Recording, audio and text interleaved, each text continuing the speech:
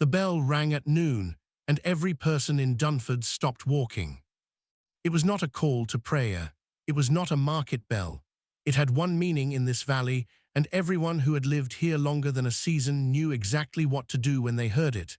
Stop moving, face the ground, and wait. Nessa did not stop moving.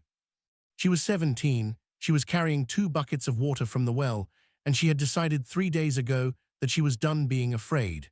That decision had felt very clean and logical 3 days ago, sitting in her uncle's house at night.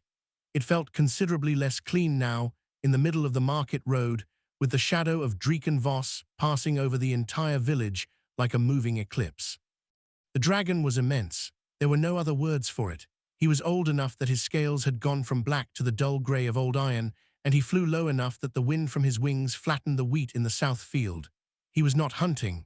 He was not angry. He was coming for the tribute, which was what he came for every 3 months, and the people of Dunford would stand still and look at the ground, and he would take what was left for him and leave. He had been doing this for 60 years. Nessa's grandmother had done this. Her mother had done this. The tribute was cattle, 3 head, well-fed, left in the eastern clearing. It was not kindness. Dreeken Voss did not need cattle. He had the whole of the Vel Mountains and everything in them. The cattle were a lesson. You belong to me, and every 3 months I come to remind you. Nessa kept walking. She set both buckets down at the edge of the road, not because she was afraid, because they were heavy and her shoulders hurt, and she needed her hands free. She looked up. The dragon was maybe 200 feet overhead, beginning to circle the eastern clearing to check the tribute. His eye, the size of a wagon wheel, pale gold with a vertical black pupil, passed across the village in a slow sweep. It stopped on her. She did not look away. This was the thing that people in Dunford did not do. You did not look. You did not make yourself a thing that could be looked back at. You disappeared, as much as a person could disappear while still being present, and you waited, and when it was over you breathed again and counted yourself lucky and went home. Nessa held his gaze. The dragon tilted his head. It was a small movement for something that large, but she felt it, the way the attention of something enormous and old settles on you like weight. He did not descend. He held the circle, watching her, and she stood at the edge of the market road with her empty hands at her sides and watched him back. Behind her she could hear someone hissing her name. Her uncle, probably, or Dav, her cousin, someone who cared enough to be terrified. She did not turn around. What she felt was not bravery, she was clear on that. Her hands were cold, her stomach had gone somewhere unpleasant. What she felt was something that had been building for 3 months, since the last tribute, when the dragon had taken the wrong cattle. He had walked through the fence of the Marin family's pasture and taken the breeding cow as well as the 3 tribute cattle, and the Marins had lost half their spring income and spent the season trying to rebuild, and Dreeken Voss did not know and would not have cared if he did. To him, the Marins did not exist. None of them existed. She was tired of not existing.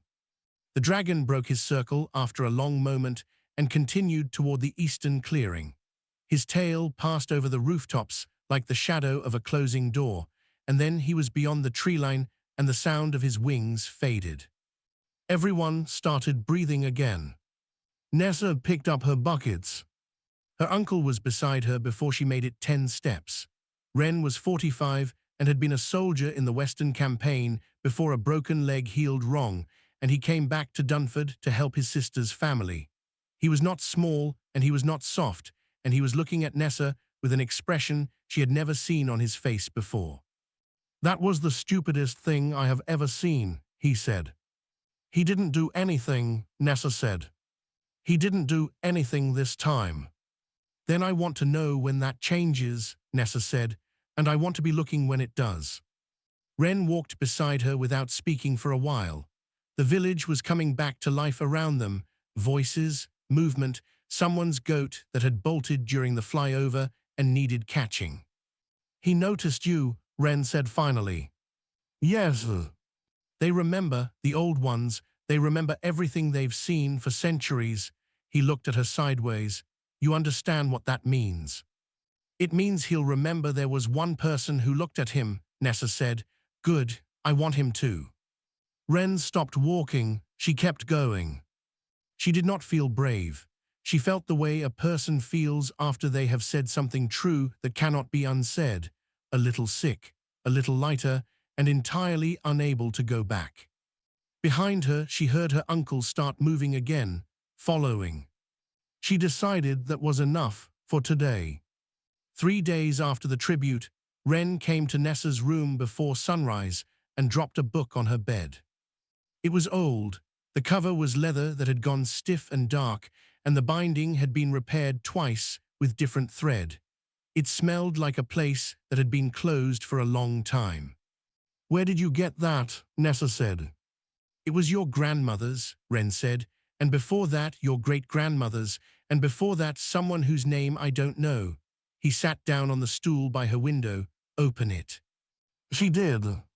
It was a ledger, not a personal one, no feelings, no stories, just columns, dates on the left going back 60 years, names of families, livestock counts, grain weights, and on the right column in the same hand for the earliest entries and then shifting as the writer changed, what was taken, not the tribute, what was taken beyond it.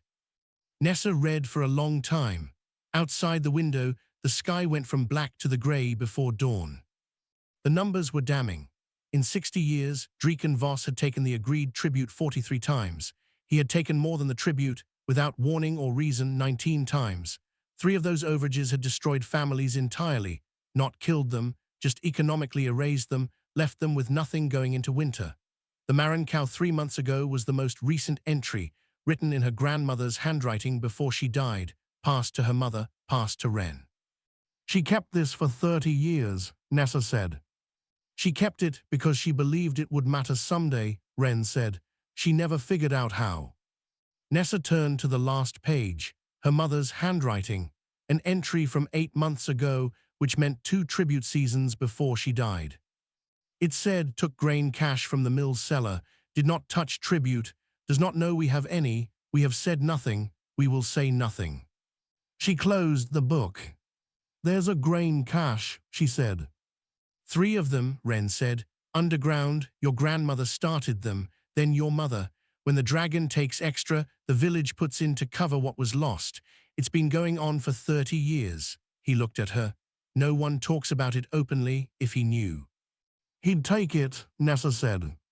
"He'd burn it," Ren said, "and possibly us." Nessa set the book on her bed and looked at it.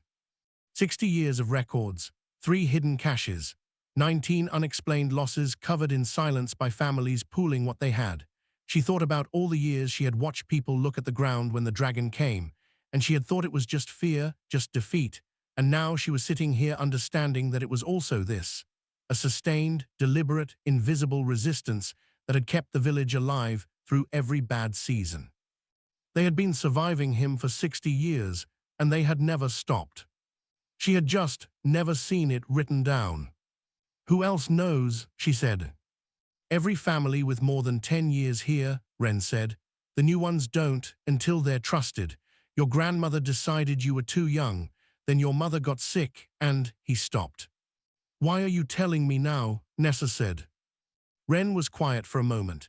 "Because you looked at him," he said, "and he noticed, and I think..." He stopped again, and she could see him choosing words with the care of a man who does not usually have to. "I think your grandmother wanted to do more than survive him. She just never found the way.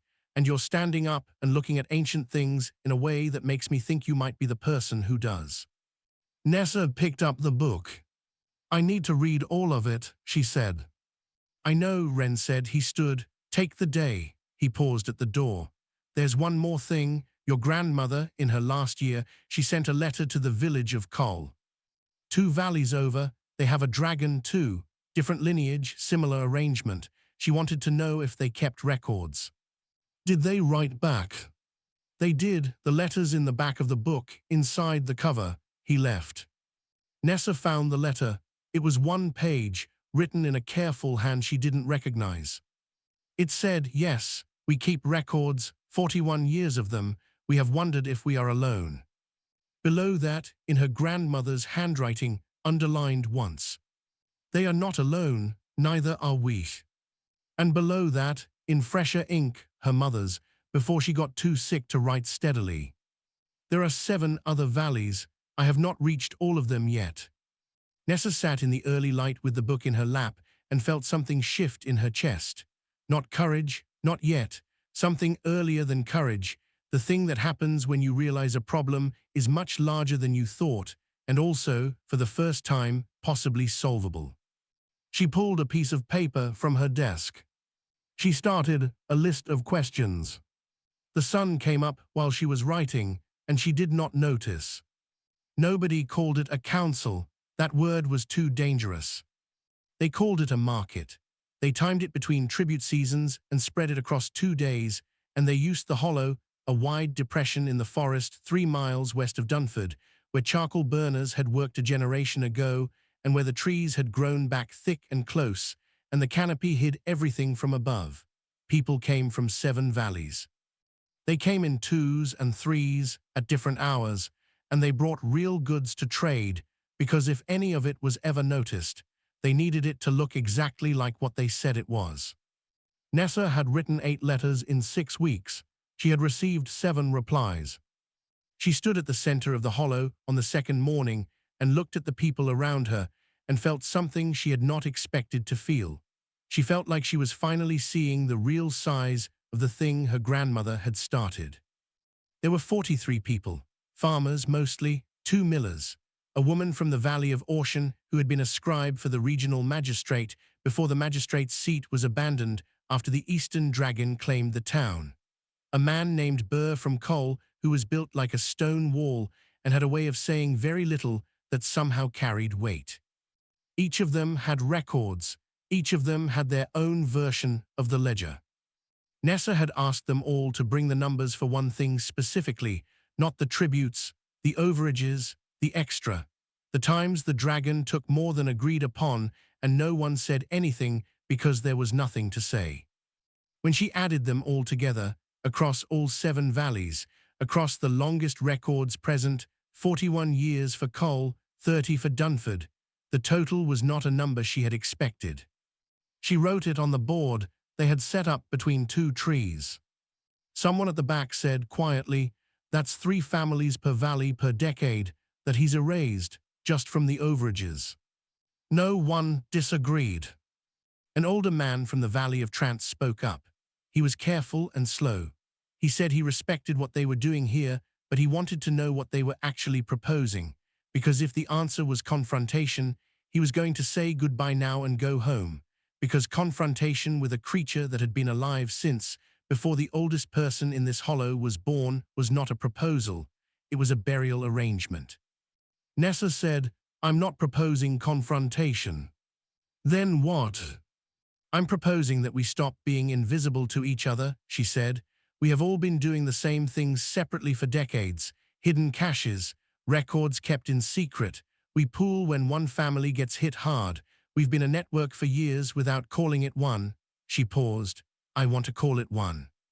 Burr spoke from his corner. His voice was level and low. "A network does what?" "Shares information," Nessa said. "If one valley gets an overage, the others know within a week. If the pattern changes, if he starts taking more often or differently, we see it across all 7 at once instead of each valley seeing it alone." She looked at the board. "My grandmother thought we were alone. We are not. That changes what we are able to see."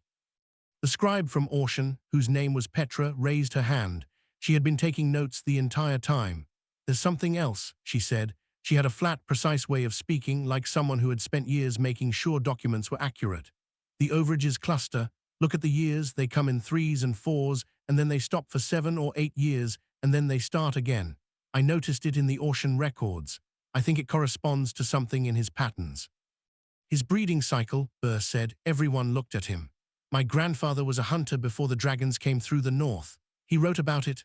Old dragons who hold territory, they do not breed often, but when they do, they eat heavily in the year before. Then the eggs are laid and they go quiet for years." He said this the way you say something you've known for a long time and have been waiting for the right moment to put down. "We have been experiencing his hunger cycles without knowing they were cycles." Silence. Nessa looked at the board, then at the combined records on the table in front of her.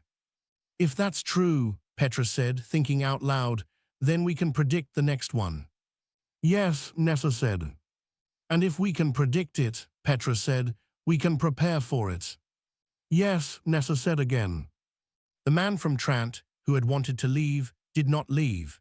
He was looking at the board with an expression that Nessa recognized because she had felt it herself 2 months ago, reading her grandmother's ledger in the early light.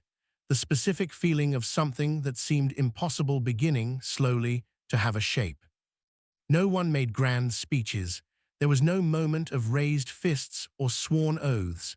People stood around and argued about detail and logistics and whether the messenger system would hold and what to do if someone talked. It took most of the afternoon. They left in the same way they came, in 2s and 3s at different hours. Nessa was one of the last to go. Ren walked beside her through the trees and said nothing for a long time. Then he said she would have liked this. Nessa didn't ask who. Yes, she said, she would have. Petra's prediction was right.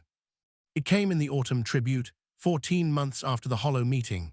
Every valley had been watching. The messenger network had been running quietly for over a year, riders on regular routes, letters folded into trade goods, a signal system using chimney smoke that looked like nothing at all from the air. When the tribute season came and the riders started moving, the reports that came back to Nessa all said the same thing. He had taken double in Trant, triple in Ocean. In Cole, Burr sent a 2-line letter that said, he took the grain store, we are short for winter.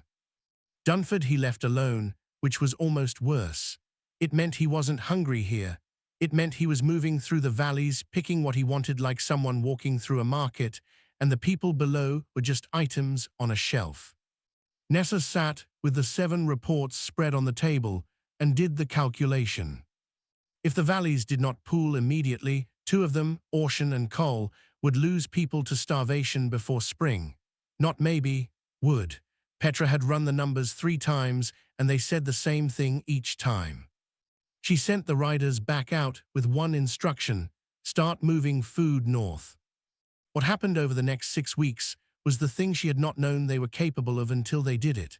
It was not dramatic. It was not a battle or a confrontation. It was 43 families in 7 valleys quietly redistributing a winter's worth of food through a network that had not officially been declared a network, over roads that a dragon's eye would see as ordinary cart traffic, in quantities that looked, on any given day, entirely normal. Ocean did not starve, Cole did not starve. Nessa did not sleep well that winter. She ran the numbers constantly, the way a person probes a sore tooth, always checking, always calculating the margins.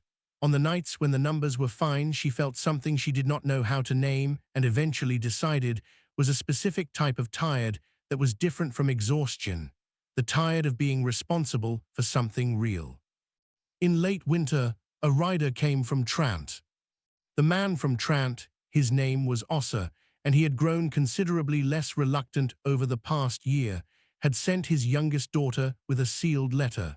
The letter said, in Ossa's cautious handwriting, "We were contacted by a valley to our east. They don't have our dragon. They have something older and farther north that comes through once a decade. They heard there was a network. They want to join." Nessa read the letter twice, then she read it a 3rd time.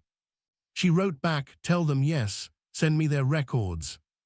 Then she sat down and thought for a long time about what was happening, because it was becoming something she had not entirely planned. She had wanted to help 7 valleys survive a hungry dragon. She had not meant to build a system that other valleys wanted to join because they had heard about it and decided they needed it. That was a different and much larger thing. She thought about her grandmother's letter, "They are not alone, neither are we." She thought about how long her grandmother had kept the ledger, 30 years, alone. She pulled out a clean piece of paper and started writing a document that was not a letter. It was a description of how the network worked, the messenger routes, the coding system for the smoke signals, the formula for calculating when to pool and by how much, the way they timed the Hollow meetings to look like markets. All of it written out in plain language so that someone who had never heard of any of it could read it and understand how to run one. She did not know who she was writing it for. She just felt, with a clarity that was difficult to explain, that it needed to exist outside of her head.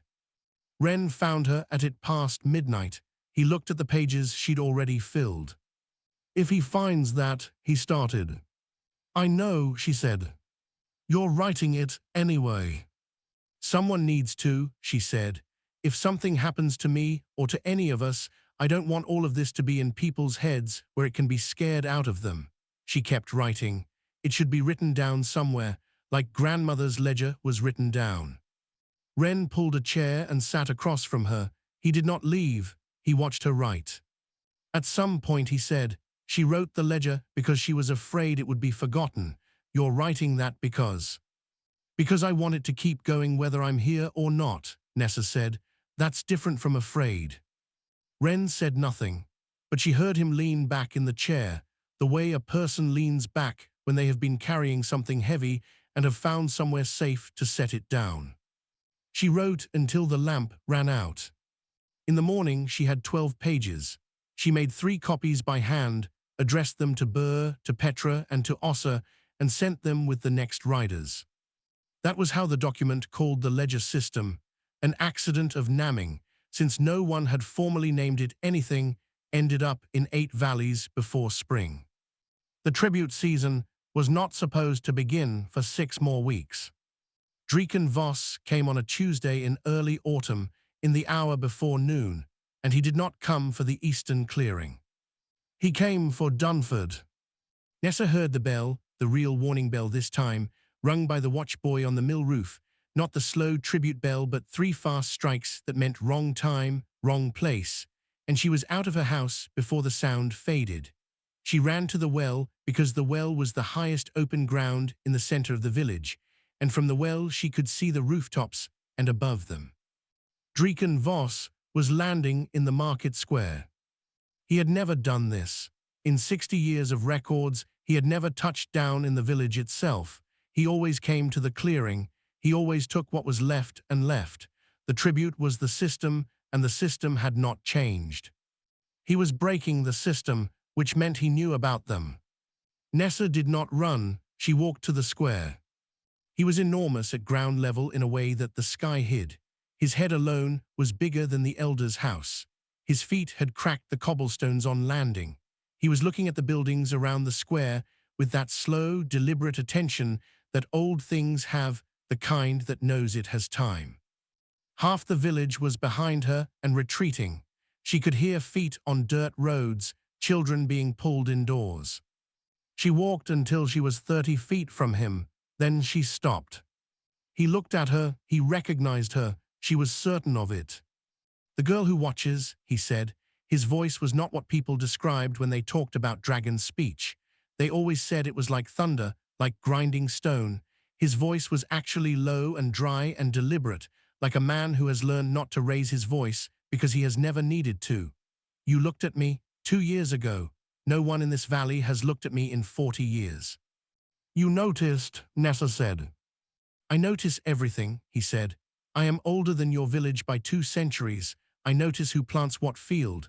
I notice which families are new and which ones have been here since my first season.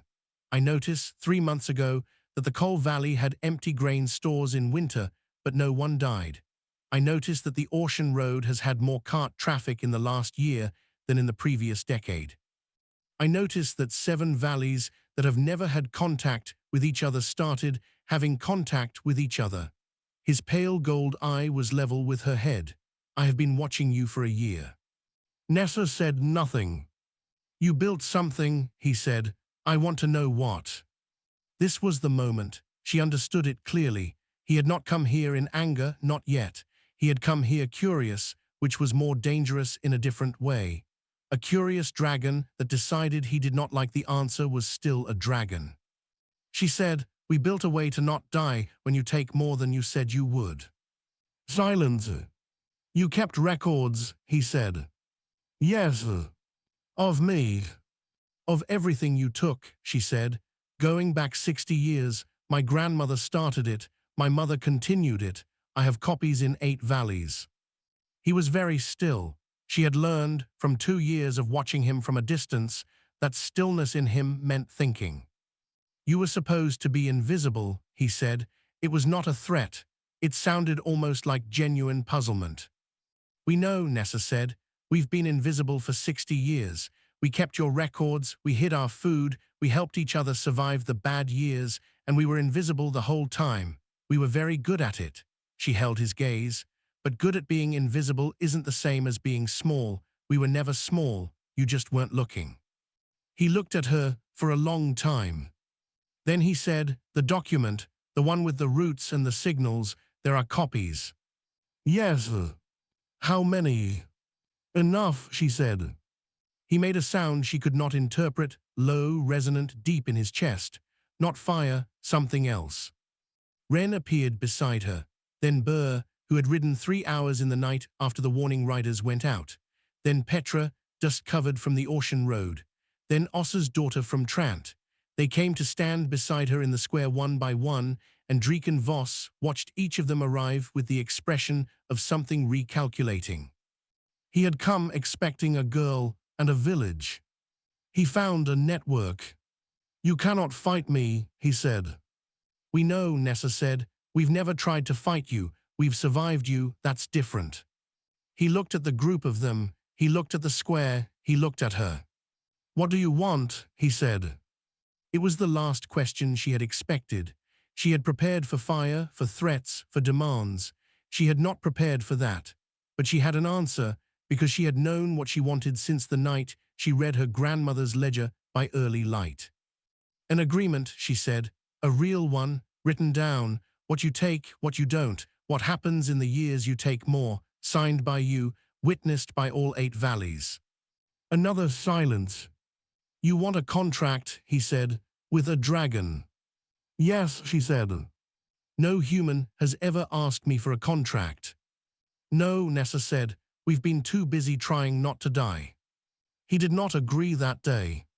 He left, not quickly. He lifted off with the slowness of something that has no hurry in it, and the wind from his wings pushed everyone in the square back 3 steps, but he left, without burning anything, without taking anything.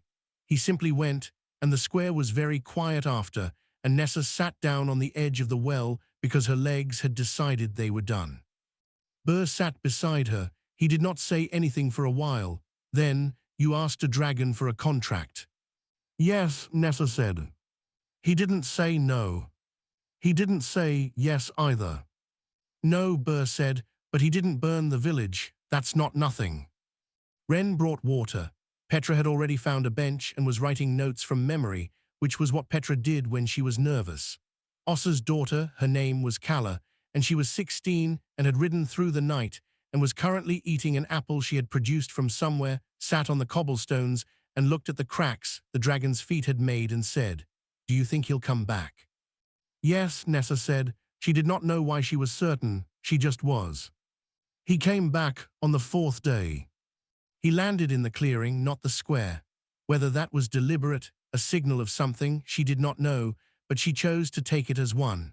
She walked out to the clearing alone, which was not what Ren wanted, and she brought the document she had drafted 2 nights ago by lamplight, which was 4 pages of plain language covering 13 specific points. He read it. She knew he was reading it because his eye moved across the pages she held up slowly twice. He did not have to ask her to hold it up or turn it. She just did, page by page, and waited. When she lowered the last page, he said, Point 7. The breeding year allowance, she said. You know about that. Burr's grandfather was a hunter, she said. He wrote about the patterns. We've had 41 years of records from Cole that tracked the cycles. She looked at point 7. The proposal is that in your heavy years, you declare it in advance. Not the full detail, just, this will be a heavy season. We adjust the tribute set aside and pool across the network before you take. You still get what you need. No valley collapses. He was quiet. That is more consideration than any dragon has ever been asked to give, he said. That's probably true, Nessa said, but you've been taking the same valleys for 60 years. We're not a resource you pass through. We're a place you keep coming back to. It's in your interest for us to be stable. She held his gaze. You could burn us and find other valleys, I know that, but you haven't. In 60 years you haven't, So I think you already know this is better for you too. I just want it written down. Something in him shifted. She couldn't name it. It was not softness. She did not think dragons had softness, exactly. It was more like the adjustment of a very old mind considering a thing it had not considered before. Humans write things down, he said. They write them down because they die and they want the knowledge to outlast them. Yes, Nessa said. I do not die, he said. I have no need to write things down. That's why you need us to do it, Nessa said. You remember everything, but you remember it alone. No one can check your memory. No one can say, actually, in year 32, you took the mill grain as well. Your memory is the only record of what you've taken and what you've agreed to, and a record that only one person holds is not a record. It's just a story. She paused. Let us hold the other copy. He was very still for a long time. Then he said, I have not had a conversation like this in 2 centuries. I believe that, Nessa said. The last human who spoke to me as an equal was a scholar, he said. He wanted access to my memory for his research. I told him no. He died before he could ask again. He looked at the document in her hands. You are not a scholar. No, Nessa said. I'm a farmer's daughter who got tired of watching her neighbors lose everything. He breathed out long, slow, the air warm and smelling of stone and ash. Not fire, just breath. Point 7, he said, can remain, on the condition that the declared advance is given no more than 4 weeks before the season. I will not give more notice than that. Agreed, Nessa said. Point 11 is unacceptable. Which part of it? The Arbitration Council. I will not answer to a human council. I know, Nessa said. The council doesn't adjudicate you, it adjudicates the distribution. You don't need to be involved. That's a human-side mechanism. Another pause, then point 11 can remain. They went through all 13 points. He changed 4 of them. She accepted 2 of his changes and negotiated the other 2 down to compromises that she thought were actually better than her originals. He noticed that she thought that. She could tell by the quality of the silence after the second one. At the end, she held up the final page. He pressed the tip of one claw against the bottom of the document, a single mark that burned the paper at the edges and left an impression in the shape of his seal. She had not known dragons had seals, but apparently this one did, and she wrote her name below it, and the 7 Valley representatives who had arrived by then wrote theirs. He left without ceremony. Nessa stood in the clearing holding a 4-page document with a dragon's seal burned into the last page and the signatures of 8 valleys below it. And she felt the weight of it, not the paper, which weighed almost nothing, but the thing it represented. Her grandmother had kept a ledger for 30 years. Her mother had written 7 letters before she got too sick to write. Nessa had stood in a market square and looked at an ancient thing and refused to look away. None of them had done it alone. None of them had done it in 1 generation. The document would outlast her. It would outlast Ren and Burr and Petra and Kala, who was still somehow eating an apple somewhere nearby. What it would do after that, she did not know. But she knew this. It existed. It was written down. The record was not just in one person's memory anymore. That was the whole point.